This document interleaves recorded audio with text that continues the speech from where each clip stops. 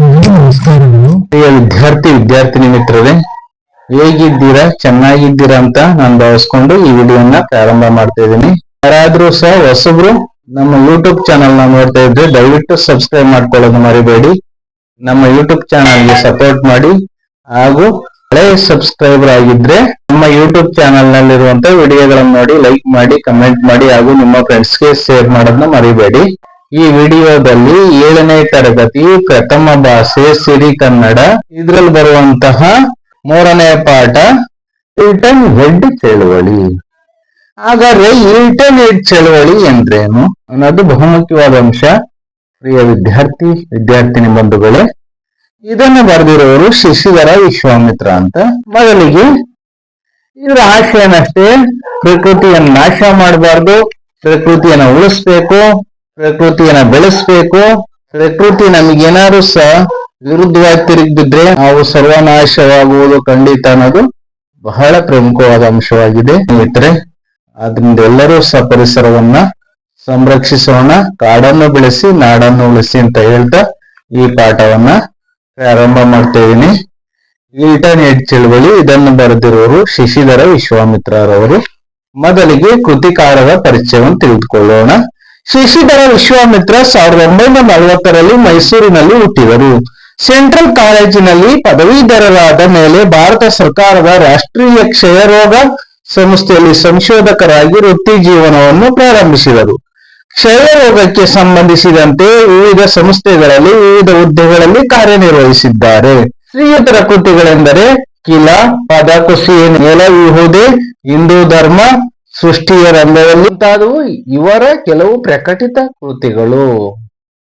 ಸಂಚಿ ಎಂಬ ಆತ್ಮಕಥೆಯನ್ನು ಸಹ ಶಶಿಧರ ವಿಶ್ವಾಮಿತ್ರರವರು ಬರೆದಿದ್ದಾರೆ. ಪ್ರೀತಿ ವಿದ್ಯಾರ್ಥಿ ಬಂಧುಗಳೇ ಹಾಗೂ ಸ್ನೇಹಿತರೆ, ಆಶಯವನ್ನ ತಿಳಿದುಕೊಳ್ಳೋಣ. ಮನುಷ್ಯನು ನಾಗರಿಕತೆಯ ವ್ಯಾಮೋಹಕ್ಕೆ ಸಿಲುಕಿ ಸುಂದರವಾದ ಪರಿಸರ ತಾಣಗಳನ್ನು ನಾಶ ಮಾಡುತ್ತಾ ಬಂದಿದ್ದಾನೆ. ಮರಗಿಡಗಳನ್ನು ಕತ್ತರಿಸಿ ಆ ಜಾಗಗಳನ್ನು ಅಪಾರ ಮನರಂಜನಾ ಕ್ರೀಡಾ ತಾಣಗಳಾಗಿ ಪರಿವರ್ತಿಸುತ್ತಿರುವುದರಿಂದ ನಮ್ಮ ಪರಿಸರ ತಾಣಗಳು ಅಧೋಗತಿಯನ್ನು ಕಾಣುತ್ತಿವೆ. ಪ್ರಕೃತಿಯ ಮೇಲೆ ನಡೆಯುತ್ತಿರುವ ದೌರ್ಜನ್ಯವನ್ನು ತಡೆಗಟ್ಟಲು ಪರಿಸರವಾದಿಗಳು ಮೊದಲಿನಿಂದಲೂ ನಡೆಸುತ್ತಿರುವ ಹೋರಾಟಗಳು ಅವಿಸ್ಮರಣೀಯ. ಪ್ರಸ್ತುತ ಸನ್ನಿವೇಶದಲ್ಲಿ ಪರಿಸರವನ್ನು ಸಂರಕ್ಷಣೆ ಮಾಡಬೇಕಾಗಿರುವುದು ನಮ್ಮೆಲ್ಲರ ಆದ್ಯ ಕರ್ತವ್ಯವಾಗಬೇಕು ಎಂಬುದು ಈ ಪಾಠದ ಬಹುಮುಖ್ಯವಾದ ಆಶಯವಾಗಿದೆ. ಪ್ರೀತಿಯ ಸ್ನೇಹಿತರೆ ಹಾಗೂ ವಿದ್ಯಾರ್ಥಿ ಬಂಧುಗಳೇ, ಈಗ ಪಾಠ ಪ್ರವೇಶಕರನ್ನ ಇಲ್ಟನ್ ಹೆಡ್ ಚಳುವಳಿ ಶಶಿಧರ ವಿಶ್ವಾಮಿತ್ರರವರು ಬರೆದಿರುವಂತಹ ಪಾಠ ಪ್ರವೇಶಕ್ಕೆ ಬರೋಣ. ಯಾವುದೇ ವಸ್ತು ಇರಲಿ, ಅದು ನಮ್ಮ ಬಳಿ ಇದ್ದಾಗ ಅದರ ಬೆಲೆ ತಿಳಿಯುವುದಿಲ್ಲ. ಖಂಡಿತ ಅಲ್ವಾ? ನಿಜ ಅಲ್ವಾ ಫ್ರೆಂಡ್ಸ್?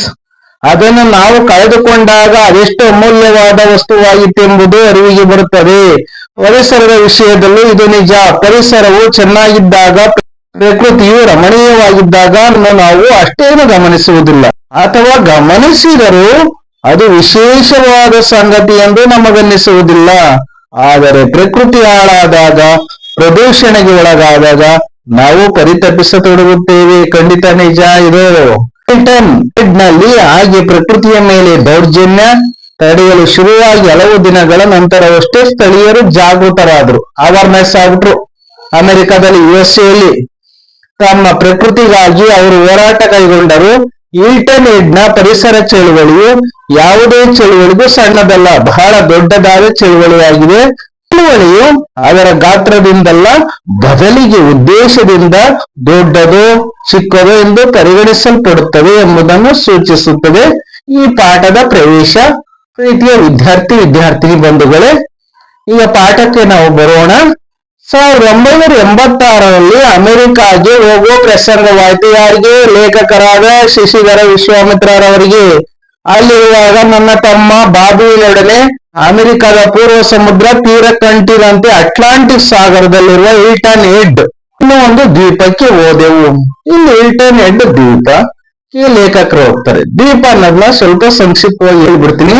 ದ್ವೀಪ ಅಂದ್ರೆ ಸುತ್ತಲೂ ನೀರಿದ್ದು ಮಧ್ಯೆ ಭೂಮಿ ಇರುವುದಕ್ಕೆ ದ್ವೀಪ ಅಂತ ಕರೀತಾರೆ. ಇಂಗ್ಲಿಷಿನಲ್ಲಿ ಐಲ್ಯಾಂಡ್ ಅಂತ ಕರೀತಾರೆ. ಈ ಇಲ್ಟನ್ ಹೆಡ್ ದ್ವೀಪಕ್ಕೆ ಹೋಗ್ತಾರೆ. ಅದು ಹೇಗಿತ್ತಪ್ಪ ಅಂದ್ರೆ ಸುತ್ತ ಅಟ್ಲಾಂಟಿಕ್ ಸಾಗರ ಹರಡಿರುವ ಈಟನ್ ನಿಜಕ್ಕೂ ಸುಂದರವಾದ ಪುಟ್ಟ ದ್ವೀಪ, ಬಹಳ ಸ್ಮಾಲ್ ಐಲ್ಯಾಂಡ್, ಬಹಳ ಪುಟ್ಟದಾದ ಚಿಕ್ಕದಾದ ದ್ವೀಪವಾಗಿತ್ತು ಅದು. ರಸ್ತೆಯಿಂದ ಅದನ್ನು ತಲುಪಲು 6 ಲೇನಿನ ಭಾರಿ ಸೇತುವೆ ಇದೆ. ಕಾಡಿನಾಡಿಗೆ ಸಾರ್ವಭೌಮವಾಗಿದ್ದಂತ ಒಂದು ಕಾಲದಲ್ಲಿ ಈ ದ್ವೀಪದಲ್ಲೂ ಸ್ಥಳೀಯರು ಅಮೆರಿಂಡಿಯನ್ನರು ವಾಸವಾಗಿದ್ದರು. ಅಮೆರಿಂಡಿಯನ್ನರು ಪದ ಇದೆ ನೋಡಿ, ಅಮೆರಿಕ ಮತ್ತು ಇಂಡಿಯನ್ಸ್. ಅಮೆರಿಕದ ಮೂಲ ನಿವಾಸಿಗಳು ರೆಡ್ ಇಂಡಿಯನ್ಸ್, ಅಮೆರಿಕ ಇಂಡಿಯನ್ಸ್ ಅಂತ ಕರಿತೀವಿ ನಾವು. ಯುರೋಪಿಯನರ ಆಗಮನವಾದ ಮೇಲೆ ಅಮೆರಿಂಡಿಯನ್ನರ ಧೂಳಿಪಟವಾಯಿತು. ಭಾರತಕ್ಕೆ ಬಂದ ಯುರೋಪಿಯರಾದ ಪೋರ್ಚುಗೀಸರು, ಡಚ್ರು, ಫ್ರೆಂಚರು, ಇಂಗ್ಲಿಷರು ಭಾರತೀಯರನ್ನ ಹೇಗೆ ಧೂಳಿಪಟ ಮಾಡಿ ಕಾಲ್ ಕಸ ಮಾಡಿಕೊಂಡು ಗುಲಾಮಗಿರಿಗೆ ತಳ್ಳಿ ನಮ್ಮ ದೇಶವನ್ನು ಸುಮಾರು 250 ವರ್ಷಗಳ ಕಾಲ ಆಂಗ್ಲರು ಆಳಿದ್ರಲ್ಲ, ಇಲ್ಲೂ ಸಹ ಧೂಳಿಪಟ ಮಾಡಿದ್ರಲ್ಲ, ಹಂಗೆ ಆ ಇಟರ್ನೆಟ್ ದ್ವೀಪಕ್ಕೂ ಸಹ ಯುರೋಪಿಯನ್ನರು ಆಗಮನವಾಗಿ ಅಲ್ಲಿನ ಪರಿಸರವನ್ನ ನಾಶ ಮಾಡಿ ಗುಂಡಾಂತರ ಮಾಡಿ ಹಾಕ್ಬಿಟ್ರು. ಆಗ ಇಂಟರ್ನೆಟ್ ದ್ವೀಪವು ಬಿಳಿಯರದಾಯಿತು. ಬಿಳಿಯರು ಅಂದ್ರೆ ಆಂಗ್ಲರು, ಐರೋಪ್ಯರದು ಆಗ್ತದೆ. ಇಂಟರ್ನೆಟ್ ದ್ವೀಪದಲ್ಲಿ ಇರುವ ಹವೆ ಬಗ್ಗೆ ತಿಳ್ಕೊಳ್ಳೋಣ, ಅಲ್ಲಿನ ವಾತಾವರಣವನ್ನ ತಿಳಿದುಕೊಳ್ಳೋಣ. ಒಳ್ಳೆಯ ಹವೆ ಇರುವ ಈ ದ್ವೀಪದಲ್ಲಿ ಕಾಡು ಕಡಿದು ನೀಲಿ ನಂತರ ಇತರ ಬೆಳೆಗಳನ್ನ ಬೆಳೆಯುವ ತೋಟಗಳನ್ನಾಗಿ ಯುರೋಪಿಯನ್ನರು ಪರಿವರ್ತಿಸಿದ್ದರು. ಆದರೂ ಅಲ್ಲಲ್ಲಿ ಬೇಕಾದಷ್ಟು ಓಕ್ ಮರಗಳಿದ್ದವು. ಓಕ್ ಮರ ಅಂದ್ರೆ ದೊಡ್ಡದಾಗಿ ಬೆಳೆಯುವಂತ ಮರಗಳು. ಕಡಲ ತೀರದ ಸಸ್ಯಗಳಿದ್ದವು. ದಿನ ಕಳೆದಂತೆ ತೋಟ ತುಡಿಕೆಗಳಿಂದ ವರಮಾನ ಕಡಿಮೆ, ಆದಾಯ ಕಡಿಮೆ ಆಗುತ್ತೆ. ವರಮಾನ ಅಂದರೆ ಆದಾಯ, ಇನ್ಕಮ್ ಅಂತೀವಲ್ಲ ಅದು. ವರ್ಷವಿಡೀ ಉತ್ತಮ ಹವೆ, ಕಡಲ ತೀರ, ಒಳ್ಳೆಯ ಬಂದರಿರುವ ಈ ದ್ವೀಪದಲ್ಲಿ ತೋಟ ತುಡಿಕೆಗಳನ್ನು ತೆಗೆದು ಏನ್ ಮಾಡಿದ್ರು ಅಂದ್ರೆ ತೋಟ ಮತ್ತಿತರ ಜಮೀನಿನಲ್ಲಿ ಬೆಳೆಯುವಂತಹ ಬೆಳೆಗಳನ್ನೆಲ್ಲ ಸಹ ಹಾಳು ಮಾಡಿ ಅಲ್ಲಿ ರೆಸಾರ್ಟ್ಗಳು ನಿರ್ಮಾಣ ಮಾಡಿದ್ರು, ಗಾಲ್ಫ್ ಕೋರ್ಸ್ ಗಳನ್ನ ಮಾಡಿದ್ರು, ಕ್ರೀಡಾ ಮೈದಾನಗಳನ್ನು ಮಾಡಿದ್ರು, ಬೋಟಿಂಗ್ ಇತ್ಯಾದಿಗಳನ್ನ ಎಬ್ಬಿಸಿದರೆ ಲಾಭ ಎನಿಸಿತ್ತೇನು, ಲಾಭ ಬರುತ್ತಲ್ಲ, ಪ್ರಾಫಿಟ್ ಆಗುತ್ತಲ್ಲ, ಅದರಿಂದ ಇವನ್ನೆಲ್ಲ ಮಾಡಿದ್ರು. ಇಲ್ಲಿ ನೋಡಿ ರೆಸಾರ್ಟ್ಗಳು, ನೀವು ರೆಸಾರ್ಟ್ ನೋಡಿದಿರಲ್ವಾ? ಬೆಂಗಳೂರಿನ ಹೊರಭಾಗದಲ್ಲಿ ಬೇಕಾದಷ್ಟು ರೆಸಾರ್ಟ್ಗಳಿದಾವೆ. ಚಿಕ್ಕಮಂಗ್ಳೂರ್ಗೆ ಹೋಗಿದ್ದಾವೆ, ಕೊಡಗಲ್ಲಿದ್ದಾವೆ ರೆಸಾರ್ಟ್ಗಳು. ಶ್ರೀಮಂತ್ ಗಾಲ್ಫ್ ಆಟದ ಬಗ್ಗೆ ತಿಳ್ಕೊಳ್ಳೋಣ. ಶ್ರೀಮಂತರ ಆಟವೆಂದು ಪ್ರಸಿದ್ಧವಾಗಿರುವ ಒಂದು ಬಗೆಯ ವಿಲಾಸಿ ಆಟ, ಭೋಗದ ಆಟ ಅಂದ್ರೆ ಐಷಾರಾಮ ಆಟವಾಗಿದೆ. ಶ್ರೀಮಂತರ ಆಡುವಂತ ಆಟ ಆಗಿದೆ. ಅರ್ಥ ಆಯ್ತಲ್ಲ? ಈ ಗಾಲ್ಫ್ ಕೋರ್ಸ್ ಅಂದ್ರೆ ಗಾಲ್ಫ್ ಆಟದ ಅಂಗಣ ಅಂದ್ರೆ ಮೈದಾನ. ಗಾಲ್ಫ್ ಆಟವನ್ನು ಆಡ್ತಾರಲ್ಲ ಆದ್ರೆ ಫೀಲ್ಡ್, ಮೈದಾನ ಅಂತ ಅರ್ಥ ಆಯ್ತಲ್ಲ. ಕ್ರೀಡಾ ಮೈದಾನಗಳು, ಸ್ಟೇಡಿಯಂಗಳು ನೀವು ನೋಡಿದಿರಲ್ಲ. ಕ್ರಿಕೆಟ್ ಆಡೋದು, ಫುಟ್ಬಾಲ್ ಆಡುವುದು, ವಾಲಿಬಾಲ್ ಆಡೋದು, ಕಬಡ್ಡಿ ಆಡೋದು, ಇಂತ ಕ್ರೀಡಾ ಮೈದಾನಗಳು ನೀವು ನೋಡಿರ್ತೀರಾ. ಬೋಟಿಂಗ್ ವ್ಯವಸ್ಥೆ ನೋಡಿದಿರಲ್ಲ, ಒಂದ್ ಕಡೆ ನೀರಿನ ಸರೋವರ ತರ ಮಾಡೋದು, ಅಲ್ಲಿ ಈ ಬೋಟ್ಗಳು ಇದಾವಲ್ಲ ಅಂದ್ರೆ ದೋಣಿಗಳ ವ್ಯವಸ್ಥೆ ಮಾಡೋದು, ಎಲೆಕ್ಟ್ರಾನಿಕ್ ಬೋಟ್ಗಳನ್ನ ವ್ಯವಸ್ಥೆ ಮಾಡಿ ಅಲ್ಲಿಗೆ ಬಂದಂತ ಪ್ರವಾಸಿಗರಿಂದ ಹಣವನ್ನ ಪೀಕುವುದು, ಇವೆಲ್ಲದ್ರಿಂದ ಹೆಚ್ಚಿನ ಲಾಭ ಎನಿಸಿದೆ ಏನು ಅಂತ ಇಲ್ಲಿ ಲೇಖಕರು ಹೇಳ್ತಾ ಇದ್ದಾರೆ. ಮುಂದೆ ಏನಾಗುತ್ತೆ ನೋಡೋಣ. ಸಾಹುಕಾರರ ನಾಡಾದ ಅಮೆರಿಕದಂತ ಇಂಥ ಐಡಿಯಾಗಳಿಗೆ ಪ್ರೋತ್ಸಾಹ ಕೊಡುವವರು ಬೇಕಾದಷ್ಟು ಜನ. 60ರ ದಶಕದಲ್ಲಿ ಈ ಸುಧಾರಣೆಗಳು ಜಾರಿಗೊಂಡು ತೋಟ ತುಡಿಕೆಗಳ ಬದಲು ಸಿ ಬೀಚ್ ಹೋಟೆಲ್ಗಳು, ಸ್ಟೇ ಹೋಮ್ಗಳು, ಗಾಲ್ಫ್ ಕೋರ್ಸ್ಗಳು, ಹೋಟೆಲ್ಗಳಿಗಾಗಿ ತೋಟ ತುಡಿಕೆ, ಹಿನ್ನೀರ ಕೋವುಗಳು, ಹೊಂಡಗಳು, ಕಾಡು ಕೊಚ್ಚತೊಡಗಿದರು. ಲಕ್ಸುರಿಯ ನವಾವತಾರಗಳ ಆವುಟ ಹೆಚ್ಚಿದಷ್ಟು ಕಾರು, ಪ್ಲೇನು, ಇಲಿಗಳಲ್ಲಿ ಬಂದಿಳಿಯುವ ಬೂಟು, ಚಡ್ಡಿ, T shirt, cooling glass, skull cap ತೊಟ್ಟ ದೊಡ್ಡುಳ್ಳ ಅಭಿಮಾನಿಗಳ ಭರಾಟೆಯೂ ಹೆಚ್ಚತೊಡಗಿತು. ಲೇಖಕರು ಎಷ್ಟು ಚೆನ್ನಾಗಿ ಹೇಳಿದಾರೆ ನೋಡಿ. ಪ್ರೀತಿಯ ವಿದ್ಯಾರ್ಥಿ ಬಂಧುಗಳೇ, ಇಲ್ಲಿ ಸಾಹುಕಾರರ ನಾಡು ಯಾವುದು? ಅಮೆರಿಕ ಸಂಯುಕ್ತ ಸಂಸ್ಥಾನ ಅನ್ನೋದು. ಎಲ್ಲರೂ ಸಹ ನಾವು USA ಹೋಗಿ ಸೆಟ್ಲ್ ಆಗ್ಬೇಕು, ಅಲ್ಲಿ ಒಳ್ಳೆ ಜಾಬನ್ ಮಾಡ್ಬೇಕು, ಒಳ್ಳೆ ಸಂಬಳ ಬರ್ತದೆ ಅನ್ನೋದು ಆಸೆ ಇರ್ತದೆ ಅಲ್ವಾ? ಅದನ್ನ ಇಲ್ಲಿ ಹೇಳ್ತಾ ಇದಾರೆ ಲೇಖಕರು. ಇಂಥ ಐಡಿಯಾಗಳಿಗೆ ಪ್ರೋತ್ಸಾಹ ಎನ್ಕರೇಜ್ ಮಾಡೋರು ಯಾರು? ಬೇಕಾದಷ್ಟು ಜನ ಇರ್ತಾರೆ. 60ರ ದಶಕದಲ್ಲಿಂದ 1960ರಿಂದ 1969ರವರೆಗಿನ ದಶಕ ಅಂದ್ರೆ 10 ವರ್ಷ. ಆ ಇಸವಿಯಲ್ಲಿ, ಆ ಕಾಲಮಾನ ಘಟ್ಟದಲ್ಲಿ ಈ ಸುಧಾರಣೆಗಳು ಜಾರಿಯಾಗ್ತವೆ. ತೋಟ ತುಡಿಕೆಗಳಿದ್ವಲ್ಲ, ಅದ್ರ ಬದಲು ಸಿ ಬೇಜ್ ಹೋಟೆಲ್ಗಳು. ಸಿ ಬೇಜ್, ಸಿ ಅಂದ್ರೆ ಸಮುದ್ರ, ಹೋಟೆಲ್ ಸಮುದ್ರದ ದಂಡೆಯಲ್ಲಿ ಹೋಟೆಲ್ಗಳು ಇರೋದು. ಸ್ಟೇ ಹೋಮ್ಗಳು. ಸ್ಟೇ ಹೋಮ್ಗಳು ಅಂದ್ರೆ ಏನಾಗಾದ್ರೆ ನಿಮ್ಗೆ ಗೊತ್ತಿದ್ಯಾ? ಸ್ಟೇ ಹೋಮ್ಗಳು ಅಂದ್ರೆ ಪ್ರವಾಸಿಗಳು ಉಳಿದುಕೊಳ್ಳಲೆಂದು ಕಟ್ಟಿದ ವಸತಿ. ಅಂದ್ರೆ ಪ್ರವಾಸಕ್ಕೆ ನಾವು ಹೋಗಿರ್ತೀವಲ್ಲ, ನಾವು ಪ್ರವಾಸಿ ಸ್ಥಳಗಳಿಗೆ ಹೋಗಿದ್ದಾಗ ಅಲ್ಲಿ ಉಳಿದುಕೊಳ್ಳುವುದಕ್ಕೆ ವ್ಯವಸ್ಥೆ ಬೇಕು. ಅಲ್ಲಿ ವಸತಿಗಳು ಅಂದ್ರೆ ಮನೆಗಳಿರ್ತವೆ. ಇದನ್ನೇ ಸ್ಟೇ ಹೋಮ್ ಅಂತ ಕರೀತಾರೆ. ಅರ್ಥ ಆಯ್ತಲ್ಲ. ಗಾಲ್ಫ್ ಕೋರ್ಸ್ಗಳು ಆಲ್ರೆಡಿ ಹೇಳಿದೀನಿ. ಗಾಲ್ಫ್ ಆಟವನ್ನು ಆಡುವಂತ ಮೈದಾನಗಳು, ಹೋಟೆಲ್ಗಳು ನೀವು ನೋಡಿದೀರ. ತೋಟ, ತುಡಿಕೆ, ಹಿನ್ನೀರ ತೋಪುಗಳು ಅಂದ್ರೆ ತೋಪ್ ಇರ್ತವೆ, ಅದರಿಂದ ನೀರಿನ ಜರಿ ಇರ್ತದೆ, ನೀರಿನ ಒಂದು ಚಿಲಿಮೆಗಳಿರ್ತವೆ, ಅವು ಸಹ ಹಾಳಾಗೋದು. ನೀರ ಕೋವುಗಳು ಹಾಳಾಗೋದು. ಹಿನ್ನೀರ ಕೋವು ಅಂದ್ರೆ ಸಮುದ್ರವು ಒಳಚಾಚಿರುವ ನೆಲಭಾಗ. ನೀವು ಸಮುದ್ರದ ದಂಡೆಗೆ ಹೋದಾಗ ಗಮನಿಸಿ, ಸಮುದ್ರವು ಒಳಚಾಚಿರುವಂತ ನೆಲಭಾಗ ಇರ್ತದೆ, ಅದನ್ನ ಹಿನ್ನೀರ ಕೋವು ಅಂತ ಕರೀತಾರೆ. ಅರ್ಥ ಆಯ್ತಲ್ಲ. ಹೊಂಡಗಳು ನೋಡಿರ್ತೀರ, ದೊಡ್ಡದಾಗಿ ಗುಂಡಿ ತರ ಇರ್ತವೆ. ಹಾಗೆ ಕಾಡನ್ನ ಕೊಚ್ಚಿ ಹಾಕಿದ್ರು, ನಾಡ್ ಮಾಡಿ ಹಾಕಿದ್ರು, ಈ ರೀತಿ ವ್ಯವಸ್ಥೆಯನ್ನು ಮಾಡಿದ್ರು ಅಮೆರಿಂಡಿಯನ್ನರ ಜಾಗದಲ್ಲಿ. ಈ ಬಿಳಿಯರು, ಯುರೋಪ್ ಖಂಡದ ಬಿಳಿಯರು ಈ ರೀತಿ ಮಾಡಾಕಿದ್ರು. ಇಲ್ಲಿ ಲಕ್ಸುರಿಯ ನವಾವತಾರಗಳ ಊಟ ಹೆಚ್ಚಿದಷ್ಟು ಲಕ್ಸುರಿ ಲೈಫ್. ನವಾವತಾರ 9 ಅವತಾರಗಳ ಊಟ, ಅವರ ವೇಷಭೂಷಣಗಳು ಚೇಂಜ್ ಆದವು.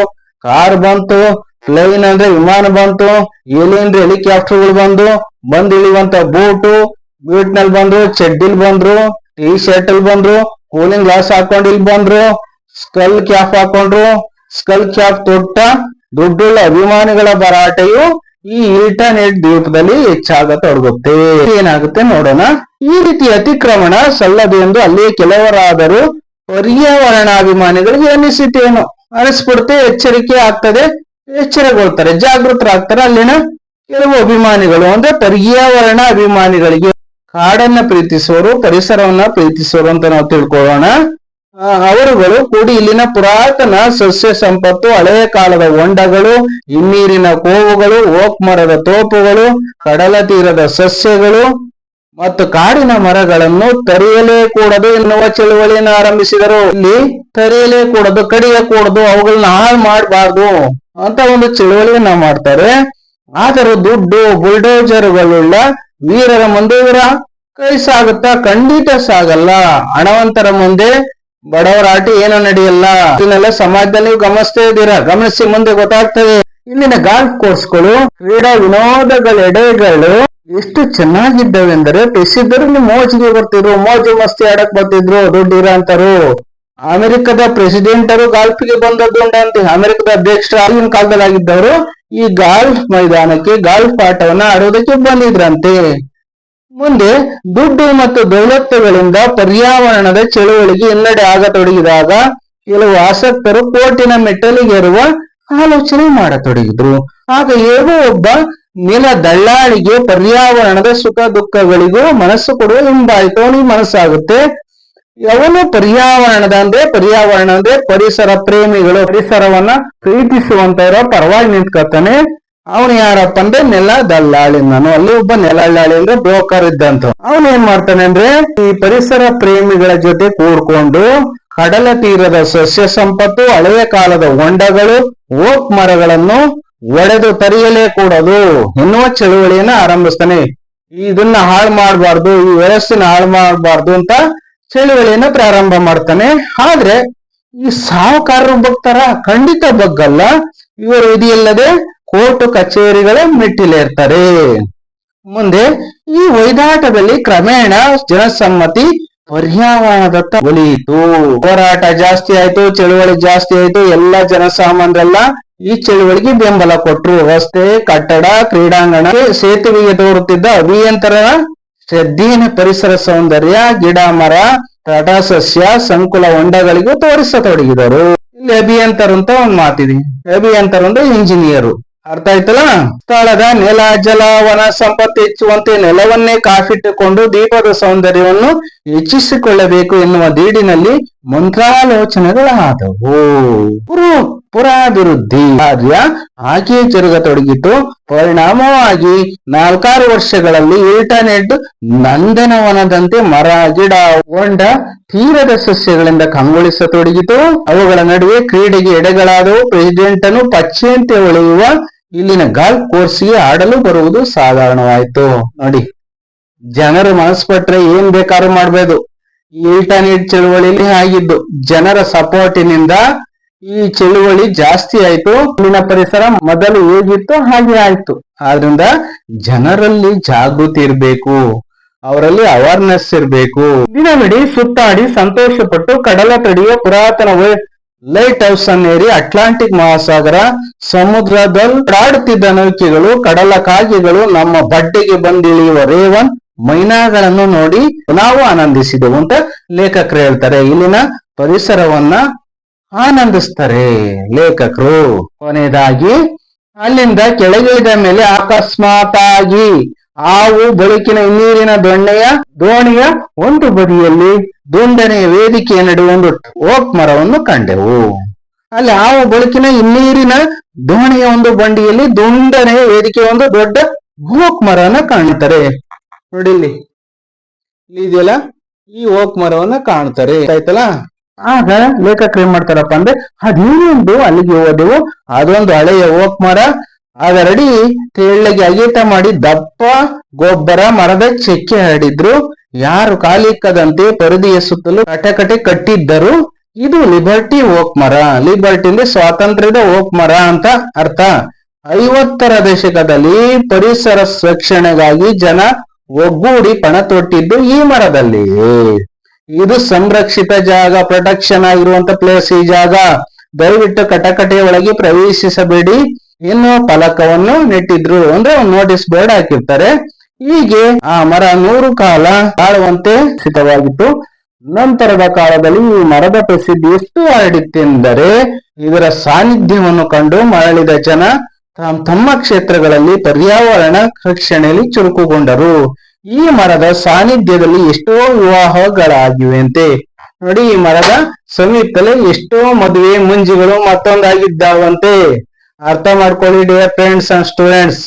ಪರಿಸರವನ್ನ ನಾವು ಹಾಳು ಮಾಡಬಾರ್ದು, ನಾಶ ಮಾಡಬಾರ್ದು. ಪರಿಸರವನ್ನು ಉಳಿಸಿದ್ರೆ ಅದು ಸಹ ನಮ್ಮನ್ನ ಉಳಿಸುತ್ತೆ ಅನ್ನೋದು ಈ ಪಾಠದ ಮುಖ್ಯ ಆಶಯವಾಗಿದೆ. ಇವರೆಗೂ ಹಿಲ್ಟನ್ ಎಡ್ ಚಳುವಳಿ ಪಾಠವನ್ನ ಅರ್ಥವಾಗುವಂತೆ ನಿಮಗೆ ಹೇಳಿಕೊಟ್ಟಿದ್ದೇನೆ. ದಯವಿಟ್ಟು ಈ ವಿಡಿಯೋಕ್ಕೆ ಲೈಕ್ ಮಾಡಿ, ಕಮೆಂಟ್ ಮಾಡಿ ಹಾಗೂ ನಿಮ್ಮ ಫ್ರೆಂಡ್ಸ್ಗೆ ಶೇರ್ ಮಾಡಿ. ನಮ್ಮ ಯೂಟ್ಯೂಬ್ ಚಾನೆಲ್ ನ ಸಬ್ಸ್ಕ್ರೈಬ್ ಮಾಡ್ಕೊಳ್ಳಿ. ಎಲ್ಲರೂ ಸಹ ಈ ವಿಡಿಯೋವನ್ನ ನೋಡಿದ್ದಕ್ಕಾಗಿ ತುಂಬ ಹೃದಯದ ಧನ್ಯವಾದಗಳು.